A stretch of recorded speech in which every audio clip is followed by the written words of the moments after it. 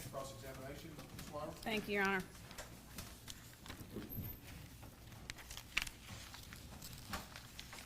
First contact that law enforcement had with the defendant was in the days after Holly's abduction, correct? I believe it was April 17th, 2011. Does that sound correct? Yes, ma'am. And that was with Warren Rainey, who saw scratches, correct? Yes, ma'am. I'm sorry. No, saw a mattress.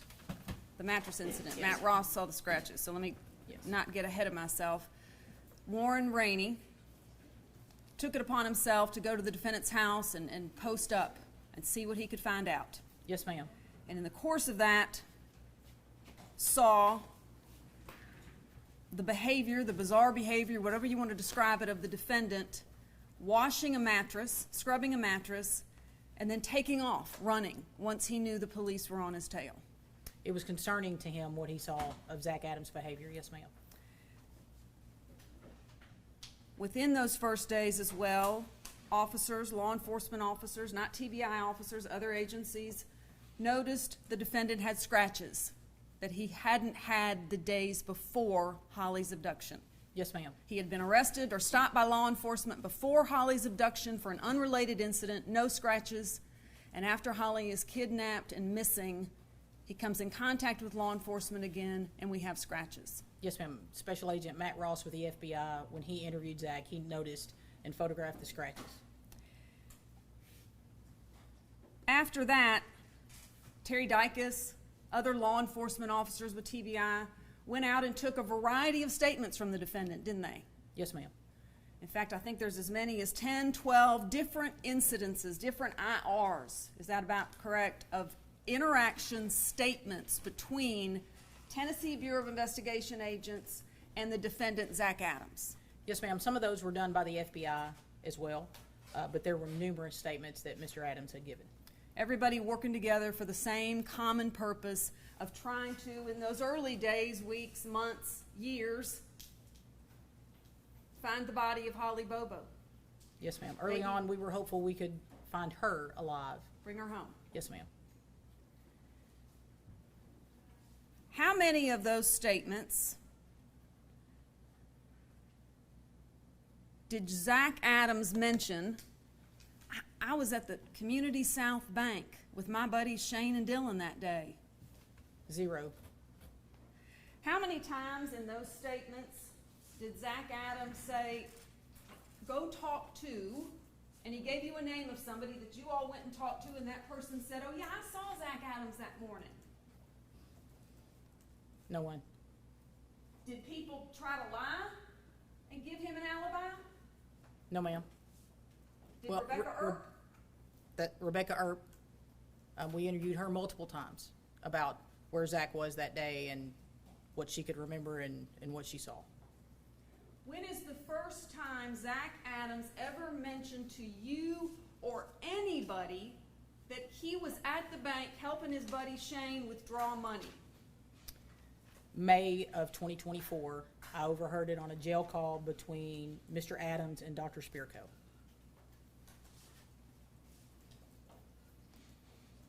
You've been asked today about evidence that can't be manipulated.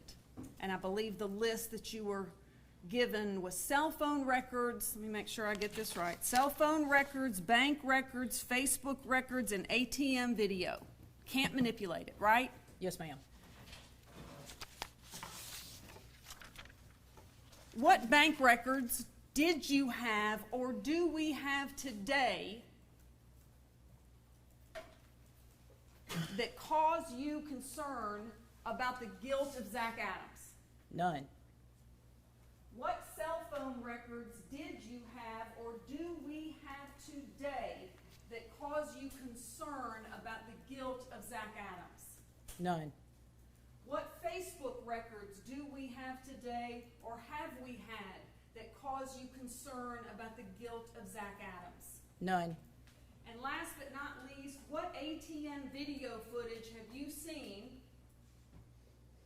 that causes you to question, be concerned about, worried about the guilty Zach Adams that sits to my left? None. If I could have, at the risk of upsetting the court and showing this image again. If I could ask Agent Ferguson to look over her head, I don't believe this very still has been moved into evidence, and if I'm wrong, I'll take issue with it, or apologies, but Did you look through the list of 100? yes, sir. I don't think, I know the many myriads of this format have been admitted, but I don't think this one still has, and we've got it on a thumb drive. This is the ATM video that we've been talking about, right? Yes, ma'am. A still of the ATM video. Sitting here today, you don't know what kind of car that is. No, ma'am. How many times did Shane Austin, when talked to by law enforcement, how many times did he say, "Oh man, no, y'all got it wrong. We got nothing to do with this. We were at the bank. They were trying to help me get money out." 0. How many times did Dylan Adams say, did Dennis Benjamin get Dylan Adams to share this piece of information with y'all? No, ma'am. Again, where's the first time you hear it? On a jail call between Mr. Adams and Dr. Spirko in May of 2024. A year ago. Yes, ma'am. Here's a laser pointer, I believe. Do me a favor. And I would ask that this be, Let's just make this another exhibit. yes, sir. 101. Thank you. And we've got the thumb drive here for the court reporter. If you could take this laser pointer, may I have this passed to the witness, Your Honor? You may. Show me in that truck where Zach Adams is. I can't. Show me in that truck where Shane Austin is. I can't. Show me where Dylan Adams is. I can't. Show me where Jason Autry is. I can't.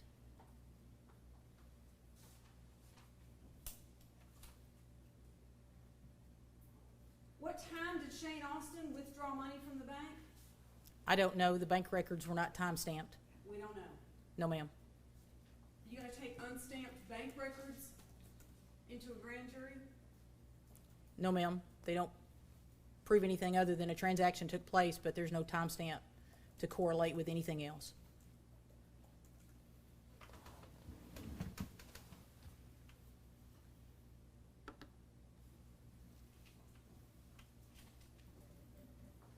Is Dylan Adams Zach Adams' little brother or older brother?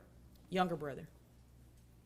This court has heard testimony about the relationship between Dylan Adams and the defendant and Dylan Adams' family and the lengths that were gone through by the federal court, by federal government to put Dylan Adams somewhere safe, that this was something his attorney asked for.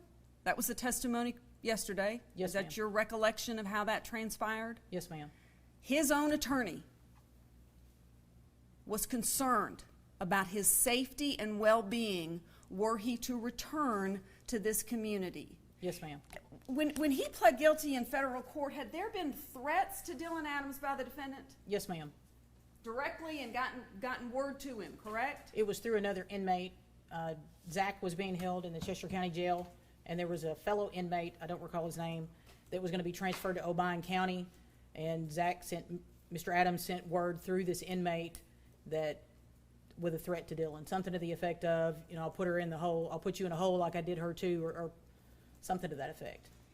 If you had seen this still back in 2014, when you all were trying to move or moving the focus of the investigation off of Terry Britt, because that hadn't gone anywhere, and you were refocusing on the, 29 or so other suspects that you all had, mainly the 4 that we've been talking about, correct? Yes, ma'am. If you had seen this still in early 2014, what effect would it have had on you as an investigator? None. It has no significance.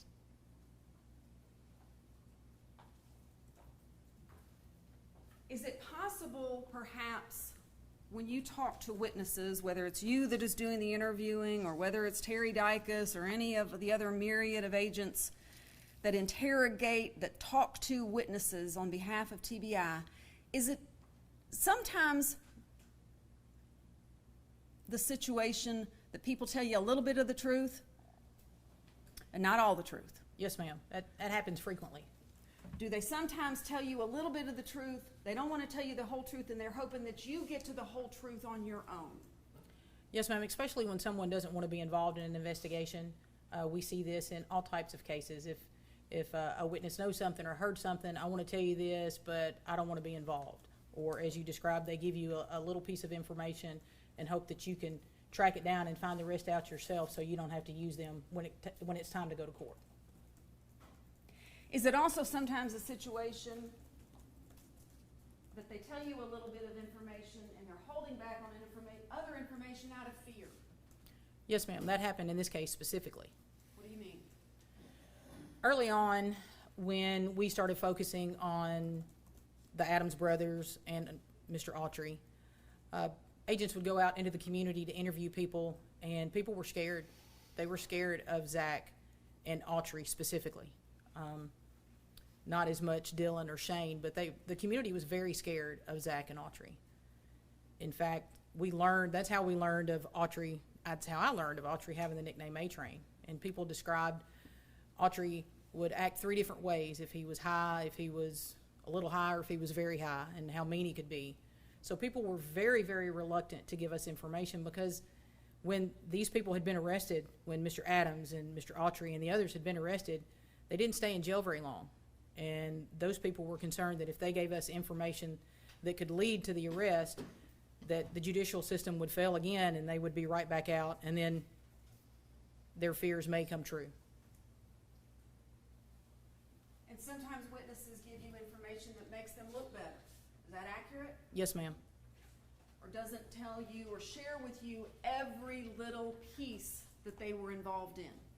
That's correct. Yes, ma'am.